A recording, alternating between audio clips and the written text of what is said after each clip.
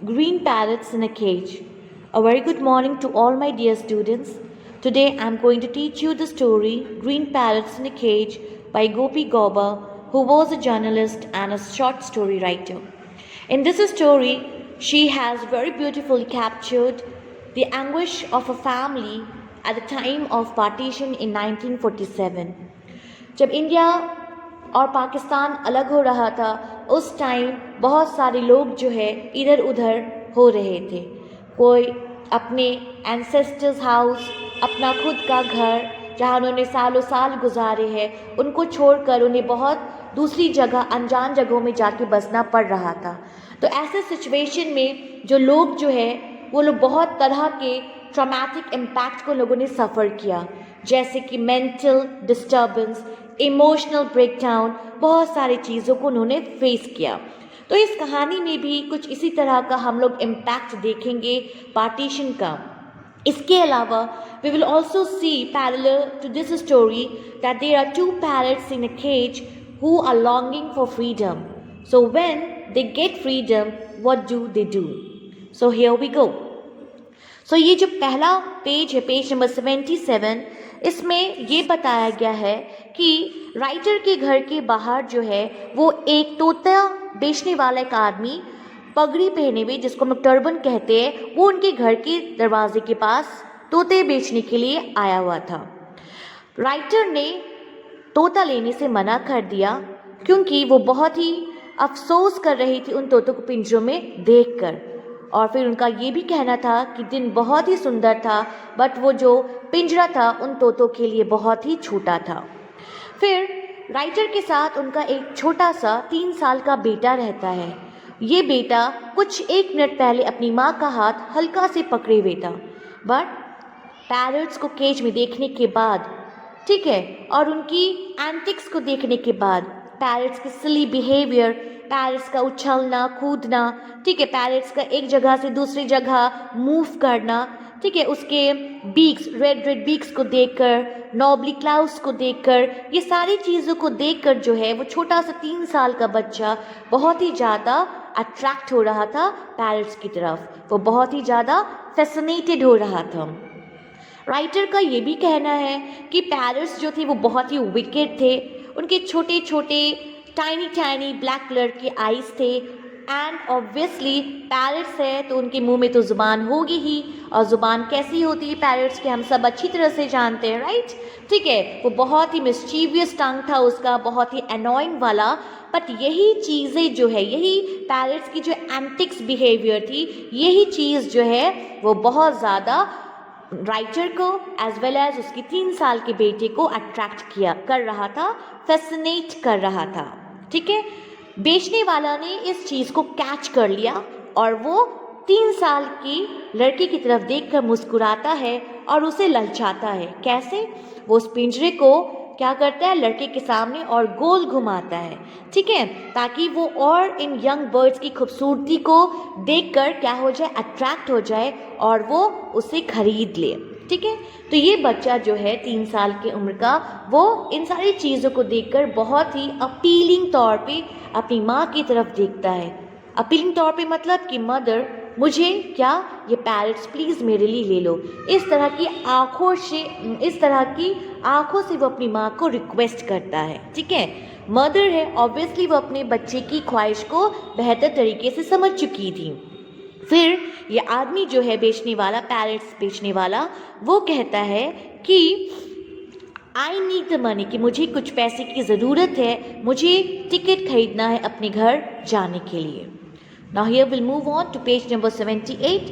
तो इस page number 78 में राइटर ने ये बताया है कि उस साल 1947 में बहुत सारे लोगों को पैसे की ज़रूरत थी, क्योंकि उन्हें अपनी होम टाउन, जहाँ भी उनका घर था, उन्हें अपने घर को पहुँचना था, ठीक है। फिर ये बताती है कि जो पैरट बेचने वाला था, उसका जो होम स्पन, हाथ से बुना हुआ जो कपड़ा जो वो पहने हुए था, तो उससे ये गेस किया जा रहा था कि वो आदमी जो है वो प्रोबेबली गुजरात, कच्छ को बिलोंग करता है, जो कि हैदराबाद या सिंध से ज़्यादा दूर नहीं था। तो ये जो राइटर्स थे, ये लोग कहाँ रहते थे, हैदराबाद, सिंध के पास रहते थे, ठीक है। फिर ये जो है उन्होंने बताया, राइटर कह रही है कि मैंने उस आदमी को पैसे दे दिए, बट मैं ये सोच में थी कि मैं केज में कैद उन पैरट्स को, उन 2 पैरट्स को खरीदूं या ना खरीदूं, रखूं या ना रखूं, क्योंकि वो लोग भी बस कुछ ही दिनों के बाद अपनी एंसेस्ट्रल हाउस, अपनी होम टाउन को छोड़कर एक अननोन लैंड में बसने को जा रहे हैं. Okay, so she was in a confusing state. फिर कैसे भी करके उन्होंने वो 2 पैरट जो केज में बंद थे उन्होंने खरीद लिया. आफ्टर दैट हाथ में बहुत ही प्राउडली कॉन्फिडेंट वे में छोटे लड़के ने 3 साल का उसने वरांडा में लाकर वो केज को रख दिया. For a long time he leaned against the table. बहुत लंबे टाइम तक वो टेबल के ही पास झुका रहा और पैरट्स को निहारता रहा, और उसके लिए पूरा मोहब्बत जो पैरट्स की उम्र रहा था उसके छोटे बच्चों की आंखों में साफ साफ दिख रहा था. ठीक है, और फिर जब बच्चा जो है वो बहुत ही ध्यान से देख रहा था अपनी माँ को, जिस तरीके से माँ जो है वो बर्ड्स को ग्रीन चिलीज, राइप गुआवा या फिर बाउल में पानी दे रही थी. ठीक है, फिर ये बोल रही है कि मैंने बहुत ही फिंगर्स को तोतों के बीक से बचाया. ठीक है, और मुझे चिड़चिड़ी हो गई थी, गुस्से हो गई थी, क्योंकि वो बार बार अपनी चोट से मेरे उंगली को काटने पे उतारू हो रहे थे. तो इसलिए मुझे गुस्से में मैंने उन्हें कुछ अनप्लीजेंट नाम पुकारे, जो कि मेरा बेटा सुनकर मेरी तरफ शॉकिंग रिएक्शंस देने लगा. ठीक है, and offer them his podgy little finger. और फिर मेरे बेटे ने अपना स्लाइटली गुलगुल फैट उंगली जो है उसने तोते की तरफ बढ़ा दिया. एंड फिर तोता जो है उसकी उंगली को थोड़ा काट दिया. मैंने अपने बेटे का बैंडेज किया, उंगली को ड्रेसअप किया, और मैं थोड़ा सा गुस्सा हो गई थी कि इसीलिए ये तोते जो है वो केज में बंद होते हैं.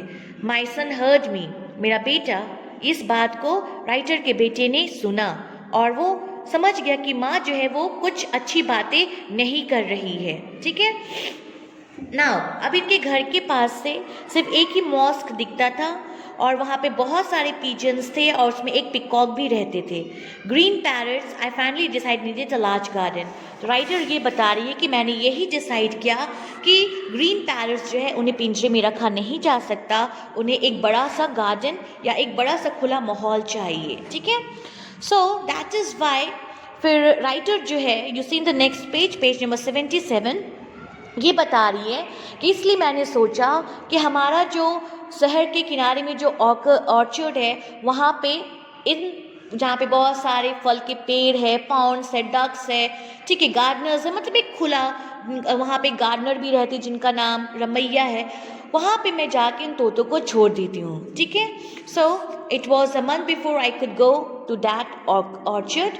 The situation outside was still, क्योंकि ये कह रही है कि अभी इतना जल्दी जाना ऑर्चर्ड के पास मुमकिन नहीं था, क्योंकि बाहर जो सिचुएशन था पार्टीशन को लेकर, बंटवारे को लेकर, वो बहुत ही डिस्टर्बिंग था. ठीक है, इसलिए मुझे एक भरोसेमंद आदमी चाहिए था जो कि हम लोगों को सिटी से बाहर और अच्छी तरीके से सेफ एंड साउंड ले जाए.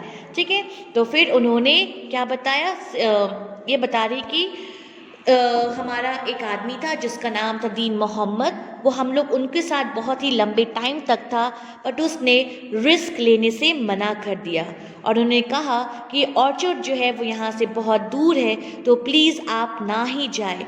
वो फुलेली रिवर के उस पार पड़ता है, और जाना वो सही नहीं रहेगा. बेहतर होगा कि आप पैरट्स को यहीं पे उड़ा दें. तो दीन मोहम्मद ने ये एडवाइस दिया, और फिर वो मॉस्क चला जाता है, मस्जिद, और मौलाना को लेकर आता है. ठीक है, फिर ये बता रही कि जो मौलाना, मस्जिद के जो मौलाना थे, ठीक है, मैंने उन्हें देखा और बस मेरी आंखों में, ठीक है, आंसू आ गए. ये बस पिछले ही प्रीवियस सप्ताह की ही बात है. वाली सेड, क्योंकि इसने मेरी मदर को और ग्रैंड मदर को गुड बाय कहा था, क्योंकि सब बिछड़ रहे थे. Both my grandmother and mother had come to the house into the neighborhood of the mosque as bride. इस मस्जिद जहाँ पे उनका घर था और मस्जिद थी, यहाँ पे उसकी माँ और उसकी दादी दुल्हन बन के इस मोहल्ले में आई थी. बट अब उन्हें ये सारा मोहल्ला अपनापन छोड़कर बॉर्डर के उस पार जाना है एक नया घर बनाने के लिए। इसलिए सारे लोग जो है वो आपस में बहुत ही गमगीन थे और आंखों में आंसू भरे हुए थे। तो Maulana did not weep as said goodbye to me. फिर ये बता रही है कि मौलाना ने जब मुझे गुड बाय कहा, अल्लाह हाफिज़ कहा, तब वो नहीं रोए। But he rested a gnarled hand on my son's head। पर उसने दुआ भरी, ठीक है, हाथ मेरे बेटी के सर पे रखा और उसने he promise to look after our parrots. और उन्होंने कहा कि मैं प्रॉमिस करता हूँ कि आपके पैरट्स को मैं अच्छे से रखूँगा। ठीक है, उस मौलाना की आंखों में बहुत ही गम था, दुख था, ग्रीफ था। ठीक है, then I turned my attention away from then. फिर ये कह रही है कि पैरट्स के तरफ से मैंने अपना अटेंशन दूर हटाया। Okay, the peacock with a be bedraggled, वहाँ पे बहुत सारे पंछी थे, पिकॉक थे, ठीक है, पिजन्स थे, उन सब के साथ मैंने वहाँ पे रखा। I have promised my son, I said gently, that the parrots will be given in orchard. फिर ये बोल रही है कि उसका मन नहीं माना पैरट्स को वहाँ छोड़ने के लिए, और फिर वो आके बोलती है कि मैंने अपने बेटे से प्रॉमिस किया है कि मैं पैरट्स को ऑर्चर्ड में ही छोड़कर आऊँगी जहाँ पे बहुत सारे फ्रूट्स हैं। तो इसलिए जहाँ पे वाइल्ड बर्ड्स है जिनके साथ पैरट खुशी खुशी उड़ेगा।